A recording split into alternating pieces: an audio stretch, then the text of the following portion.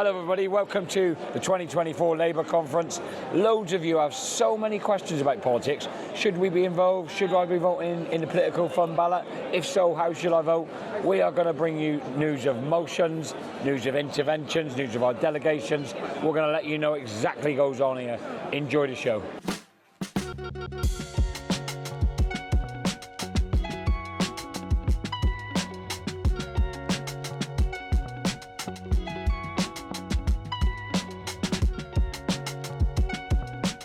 Labour conference, one thing we found out earlier in the week was that it's the biggest political conference ever held in Europe. 21,000 delegates and visitors.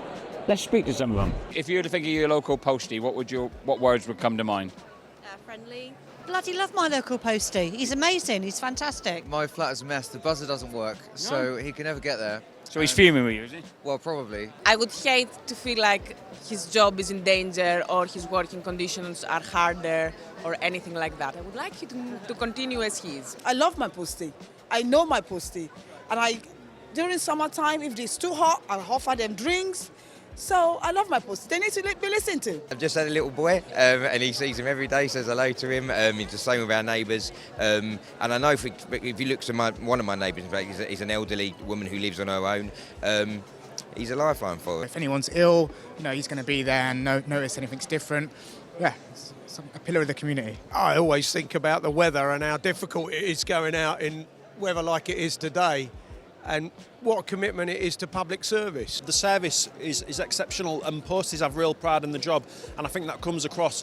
Do you know, as loads of services have dwindled and the country's sort of broken, that is still, that relationship you have with your postie, it sort of reminds you of how things could be. We need to make sure that they're getting treated right and they're getting the paying conditions that they deserve. Do you think that the postal service is a relic of the past, or do you think it's still got a place in the modern world? Oh, they still have a place. They have all my orders. We need them. Without them, how are we going to get our post, our letters, communications? Like, come on now, let's be for real. Some people only see their postman as the only person they might see all week. And so there's people who don't have access to technology, so they rely on post as a physical means to pay bills or understand what's going on in their local community. If you look at the quality of service and how it's declined since it's become privatised, a handful of people made a few quid, but now all of us are waiting until some streets you wait until the end of the week to get a week's mail. By that time you've had letters from solicitors, you've had letters from bills. Do you know, people are not paying bills on time because of this sort of thing. So the service has declined rapidly. I think the best businesses are those where workers have a say, management have a say, workers and management come together to kind of co-create the future of the organisation. Without the workers, the organisation cannot stand. So they must be ready and prepared to listen to what the workers are saying. We should be democratising our public sector more and more. More say by the consumer and certainly more say by the workers and people who are involved in delivering the services. We don't want it privatised.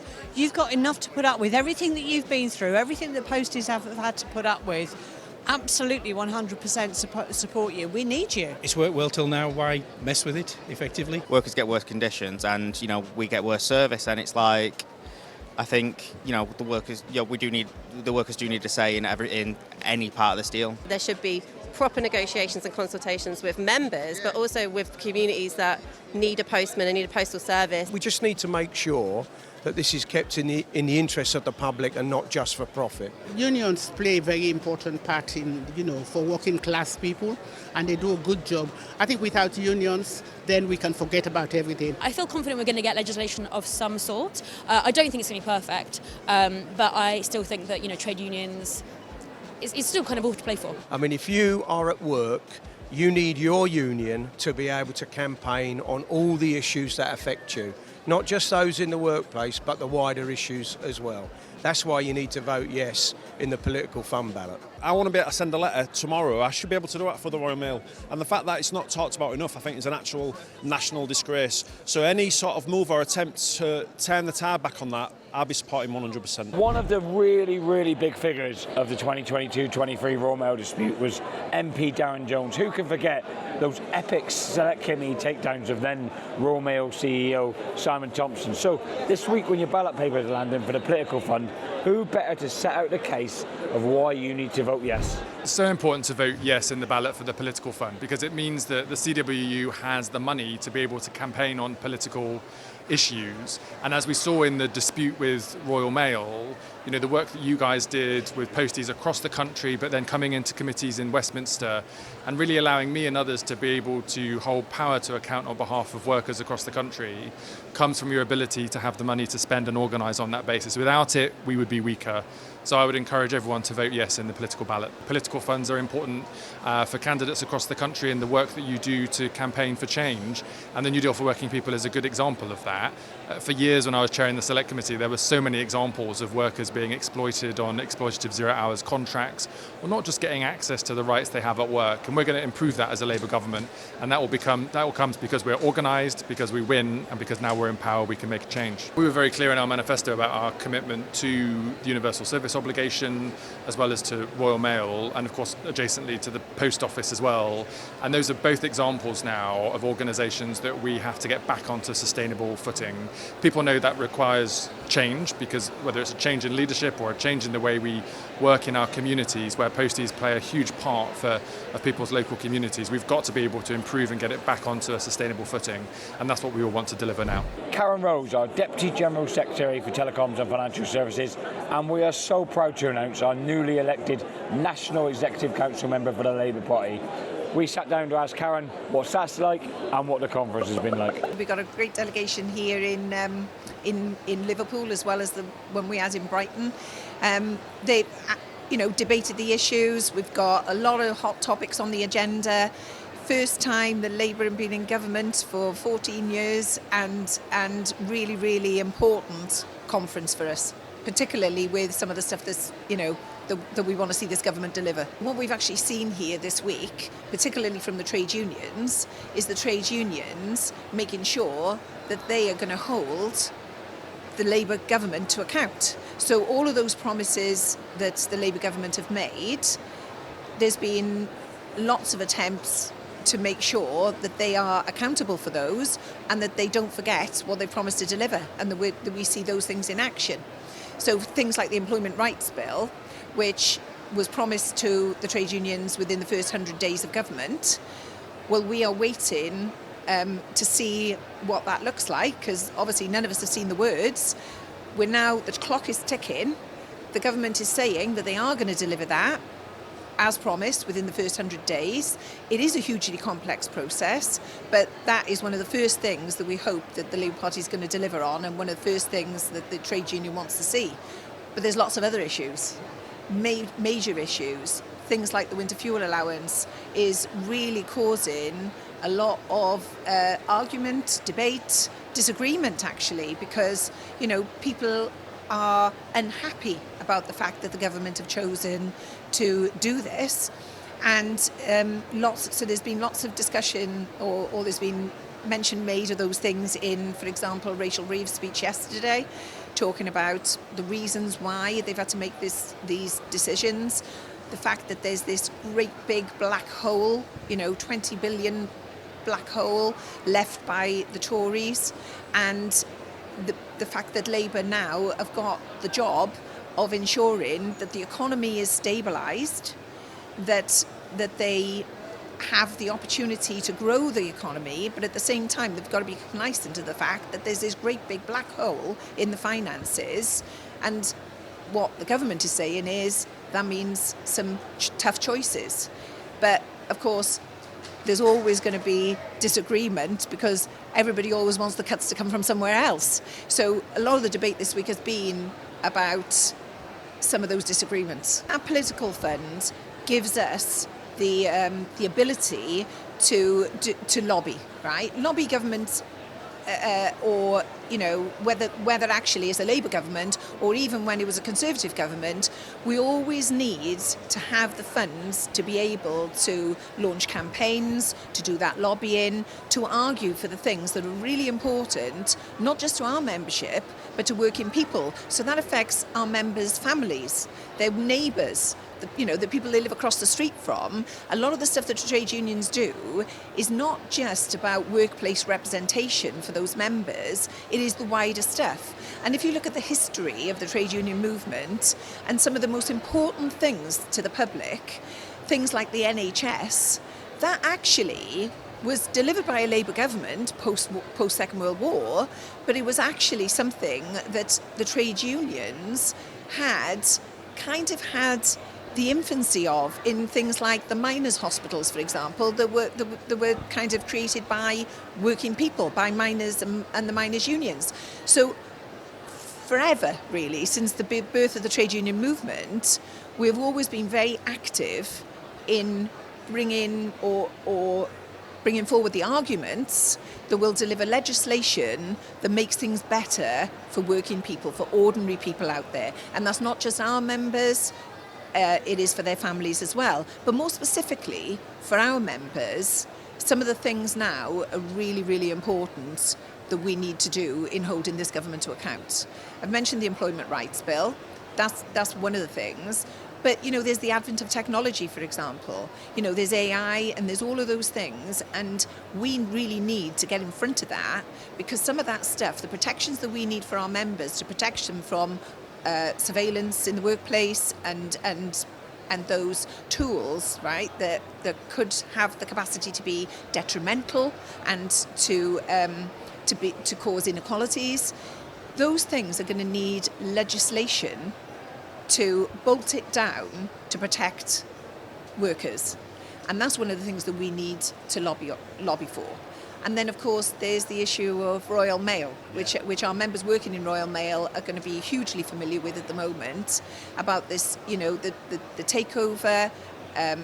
It's worrying. And actually, what's been really, really quite heartening is the debates here this week in the Labour Party conference have been actually about lobbying this government, not just by the trade unions, but by ordinary members of the public from constituency Labour parties got up yesterday when we were debating the motion and talked about the importance to them of their postie, their local postie, the importance to them of the services that Royal Mail deliver, not just in delivering letters through letterbox, but people referred to it as a service to the communities, and they referred to the pandemic and how the service the Royal Mail delivered and the local postie delivered was actually a lifeline to so many people during that time.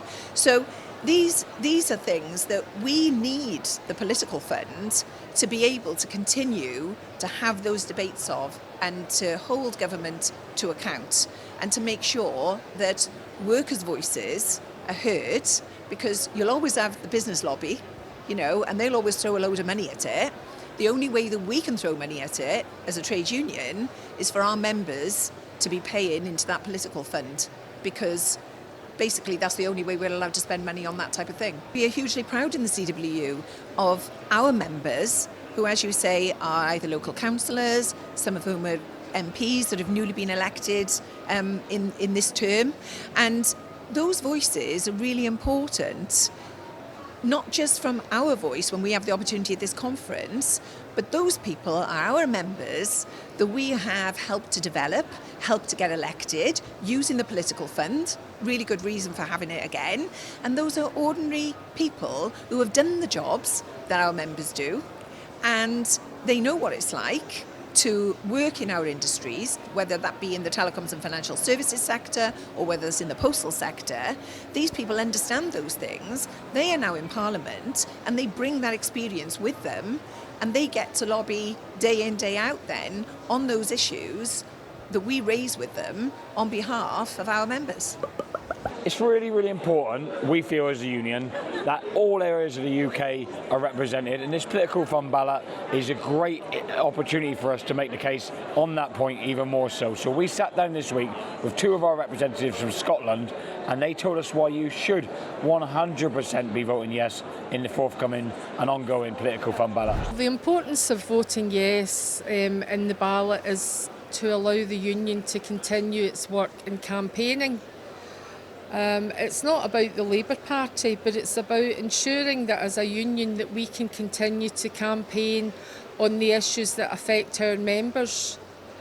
We've been involved in many high-profile campaigns over the years. The one that I remember from that seemed to take the longest, but we continued to fight, was the agency workers campaign, where we fought, we continued to fight, and we eventually secured the agency workers' rights, where agency workers now are treated the same as employees, where in BT they get the same pay. So every time we get a pay rise, they get a pay rise. So that was a campaign that was fought over more than 10 years. We were there at the beginning, we started it off and we saw it through to the end. And if we didn't have the political fund, we wouldn't be able to do that.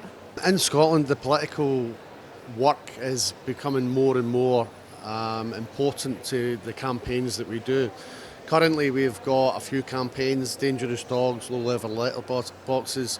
We've got issues in particular locations like Shetland, and these are all campaigns or work that we're doing that we're using political pressure. In Scotland, politically, we work with every single party. We've got an SNP government. We deal with, even this week I was dealing with ministers, from SNP ministers. So it's becoming more and more crucial. And from the industrial action through to recent site closures in BT, and as I say, issues that we've got currently in Royal Mail, these are all, campaigns and pieces of work that we, have a political strategy around about. So it's absolutely crucial to the work that we do. So many of you have seen a little bit about what conference is here, but what really happens behind the scenes? What makes this conference tick? Our political lead, Chloe Coffinham, tells us more. We're here at the 2024 Labour Party conference with the CWU delegation, and as usual, we've got a lot to say. We've been hearing motions on everything from AI and automation to social care to our NHS. And we've also heard from the Deputy Prime Minister and the Prime Minister about the importance of the New Deal for workers, which will be introduced into Parliament next month. And you'll hear a bit more from our GS Dave Ward about that later. The CWU has also been pushing this new government on the issues that matter to our members. So we put in a motion on Royal Mail because we want the new government to get better protections from Daniel Kretinsky on jobs, on the future of the USO, and ensuring there is no asset stripping agenda. We've also put another motion in together with Unite about reversing the cuts to the winter fuel allowance. This is a huge issue, especially for our retired members, and we'll be debating this on conference floor later today. Many of you will know that the CWU's Political Fund Ballot opened yesterday. This ballot is basically about asking members whether or not the CWU should be able to spend any money on politics, or political campaigning, or influencing politicians to get our policies into Parliament. The truth is, we can't be here to influence the Labour government or their agenda without a political fund ballot. So that's why we're asking members to vote yes. Your ballot will be arriving at your home in the next few days, so we urge you to vote yes and to return it as soon as possible. I have to say, we may be biased, but I think the best speech of the whole of this conference was delivered by General Secretary Dave Ward. Let's check in on it. Chair Conference, Dave Ward, the Communication Workers Union, to move the Infrastructure 2 motion and to say to you that we welcome the government's decision to call in the takeover bid for Royal Mail by the Czech billionaire Daniel Kretinsky. And let me be absolutely clear that the future of Royal Mail really does hang in the balance. And the decisions that this government will make, not in the next year, but in the next 2 or 3 months, will determine the future of around 130,000 postal workers' jobs, will determine what happens to the universal service, a critical part of the UK's infrastructure, and the relevance of that was seen recently during the COVID pandemic. And also what happens to an iconic UK company that is still a major contributor to the UK economy with an annual turnover of £9 billion. So, conference, let's recognise today exactly what Louise said in that last speech. Privatisation has been a disaster for Royal Mail, for its customers and for its workforce and for the country. And let me be clear as well that there has been no investment from privatisation in Royal Mail.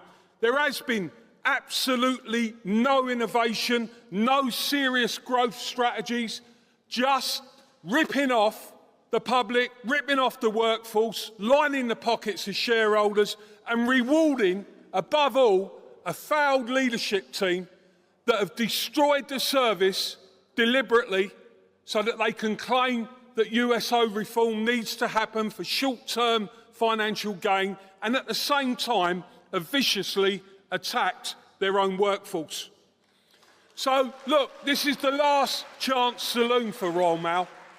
We're here today to ask this government to give us some guarantees. One, let's make absolutely sure that we get guarantees that if this bid were to go through, that it isn't going to be an asset-stripping agenda and that they will properly scrutinise the debt financing of this bid.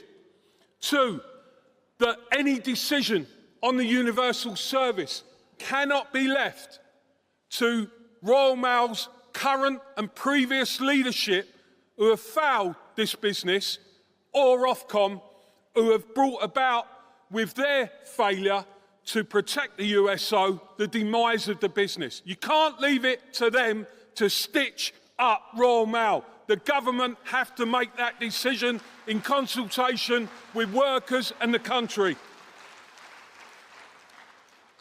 And three, we need to see a new model of ownership, a new business model, a model where workers and customers have a greater say in the future direction of the company. That was in the Labour manifesto, and we are going to hold you, and Conference will hold you, this government, to account on that. Conference, finally, this week we're holding our members are voting in the political fund ballot. And they are watching this conference. They're watching what this government does to see if they're listening to them about the problems, the challenges, not of their making, that we are facing in Royal Mail. So if you support your local postal worker, if you believe in a Royal Mail that can be rebuilt as we do in the interests of customers and workers primarily, then show your appreciation now and let our members see that this government, this conference, this Labour Party are fully behind them. Thanks very much. We spoke to so many people who supported the union this week, people who've stood on picket lines, people who've had our members' backs. One such figure is Richard Bergen MP. When you look at the way that Royal Mail bosses have treated postal workers like dirt, and the Communication Workers Union has been fighting for the kind of service and the kind of terms and conditions that the public deserve and posties deserve. So I think it's great that Dave Ward at the conference today on that. I hope the motion's passed, and I agree, we can't be having Royal Mail running this way, totally wrong. There's so many services that the Royal Mail could provide in our communities, and we saw that, didn't we, in a big way during the COVID pandemic. And posties are always play an important role in our communities, a friendly face going door to door anyway, played a real pivotal role in the lives of people who are isolated, particularly the elderly and disabled. So I'm sure that with imagination, with listening to the workforce, with listening to the Communication Workers Union, that the government can come up with a proposal and a plan of a real bright future for Royal Mail, thinking outside the box, no pun intended. I think it's really important that CWU members vote yes in the political ballot. Why? Because politics shouldn't be just left to politicians. If you're a CWU member and you have a political opinion of any description, and we all get angry when we watch the TV, we all get angry when we see what's been done to our public services, to jobs, to terms and conditions, what's going on around the world. If you have any political opinion whatsoever, you should vote yes in this ballot, because we can't leave it to people just in Westminster to have their political opinions heard. Every single member of the Communication Workers Union has life experience, political opinions that should be brought to bear in the debate about the kind of future we want in our society, in our country. So I think it's a point of dignity. It's really important that everyone votes yes, because voting yes is about getting your voice heard. It doesn't matter what your political opinion is, what matters is that your union, and you are your union, is allowed to have that political voice, because the people who run society and the bosses. They'd rather, lots of these fancy journalists in right-wing anti-trade union newspapers, they would rather that working people didn't have a political voice, that they couldn't get involved in the political process. So vote yes and get more involved in the political process. Let your opinions be heard. I think those that do the work in our society, those who bring out the best in our community, those who keep our public services running, should have a political say. And what the people who want to see a no vote in this ballot are about, people outside the Communication Workers Union, how much they dress it up, what they really want to do is restrict what your trade union can do. So voting yes doesn't bind the union to do this, that or the other politically. It means that the union and its members can make a choice. Do they want to run political campaigns? And if so, what political campaigns? So people outside the union who would like to see a no vote are really trying to tie the hands of the Communication Workers Union. And that just works in favour of very powerful politicians who might not want to hear from the Communication Workers Union, and in the favour of bosses, and in the favour of billionaires, for example, who've had their wealth skyrocket over the last 14 years when CWU members and others have been struggling. So at the end of the day, if you have an opinion about anything, that's politics. If you're angry about the way the health service has been driven down, if you're angry about the housing crisis, if you're worried about the way our public service has been attacked and people have been struggling to make ends meet, that's a political opinion, that's politics, and so vote yes, so together you can have your political say. No big event would be complete without an interview with this man. Well, I sat down with our General Secretary, Dave Ward. We cannot vacate the playing field of politics.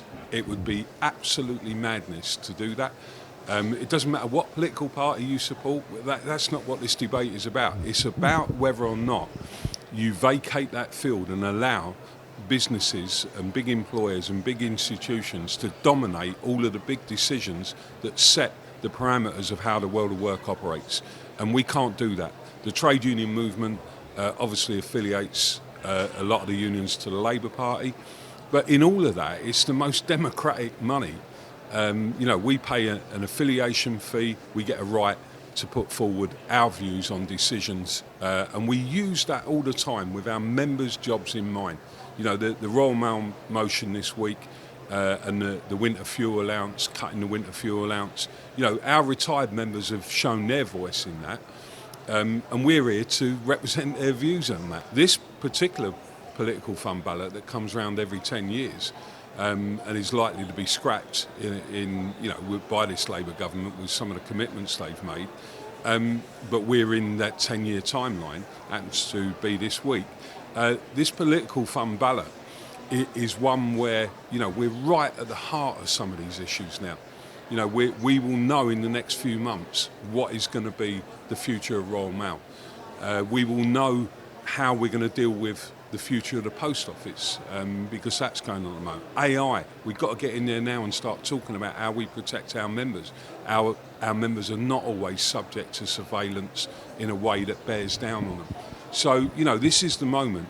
And what I would say as well is that members who don't want to pay in the political fund, well, then you can opt out.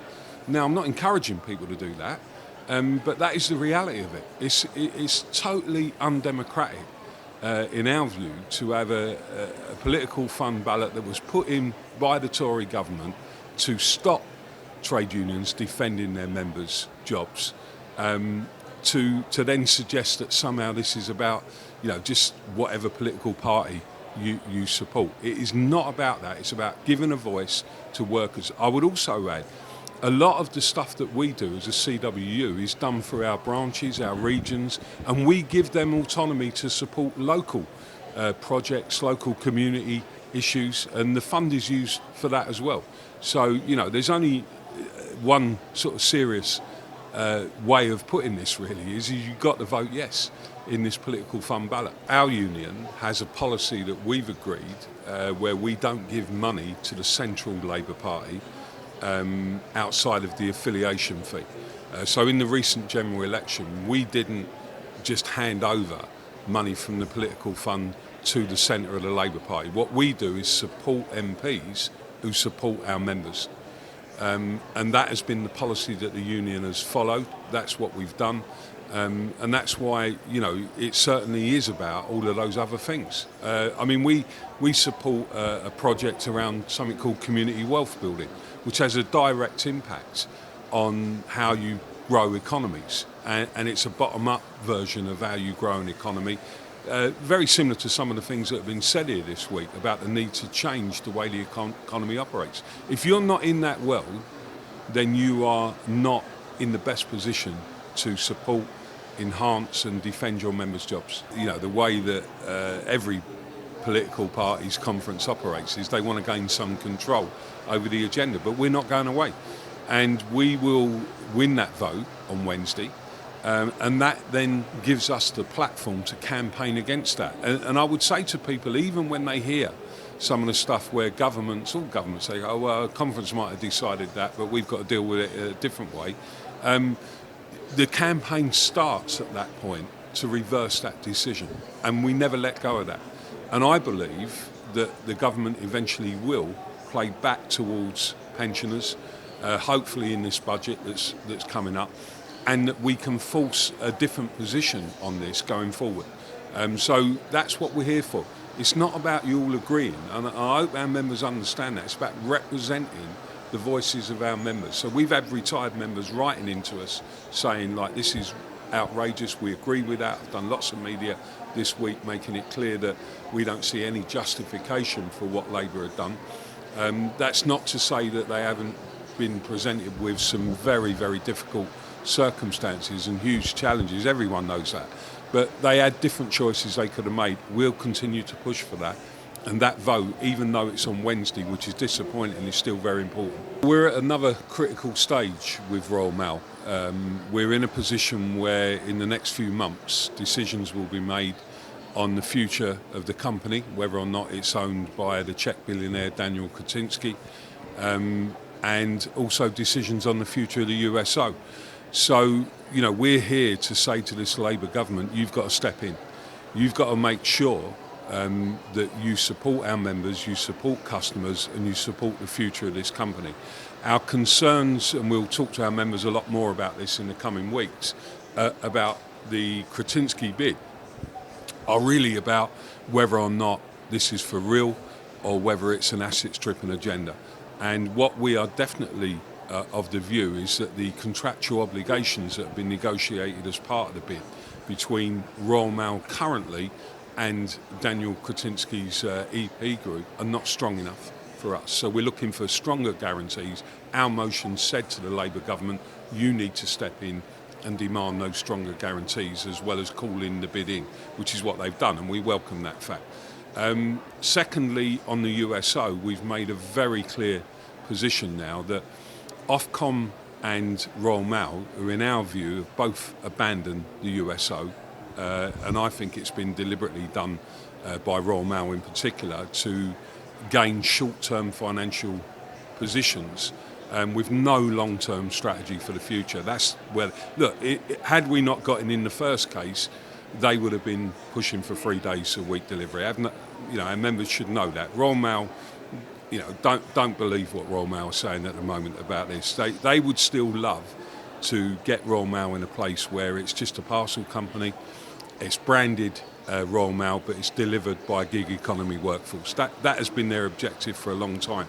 We're not going to allow that to happen, and we push the USO reform debate onto the government's table. Ofcom are saying that because the changes are not as big as 3 or 4 days, that they don't need it to go to the government now. They can decide that themselves. We've said in the motion today, absolutely no way. We can't have a stitch up between Ofcom and Royal Mail's current leadership. We've got to make the government take the final decision, and they've got to consult with us on that in a better way than what's been consulted so far. The last point that we're obviously talking to the government about is about changing the business governance and ownership model of Royal Mail. And our ultimate aim would be to see that the government took on ownership of Royal Mail again, renationalising it. But we've got to be realistic about the reality of the financial challenges. It's not going to be a priority for them. So we've got to deal with the here and now. And what we're saying for the time being is that we believe that there's a much better model that could align the interests of our members, customers and the people who eventually own the company to sort of create a stake in the business, not free shares, and within that stake give the workers the guarantees against asset stripping so that we've got some kind of control on that and we can hold whoever is the owner to the account. I personally think the government should be looking to create some overall say over what happens to the future of Royal Mail. And I think they should be putting that on the table to Daniel Kretinsky and they should be saying to him, we are going to have a say in this going forward. So if you do things that are not in line with what you said you were going to do, we will step in. And there are mechanisms in companies, in private companies, where the government on critical infrastructure in the UK, which is what Royal Mail and its universal service does, where you have that opportunity to have some kind of stake themselves in this. So, at the moment, those talks are ongoing.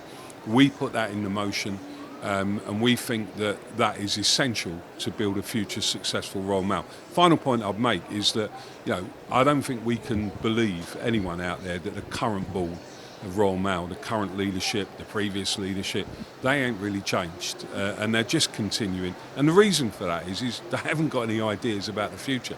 Most of them are lining up now to get out on a big pay packet. So what we got to do is shape the future with our ideas and our policies, and that's what we've been doing at the conference. I think that was a brilliant show.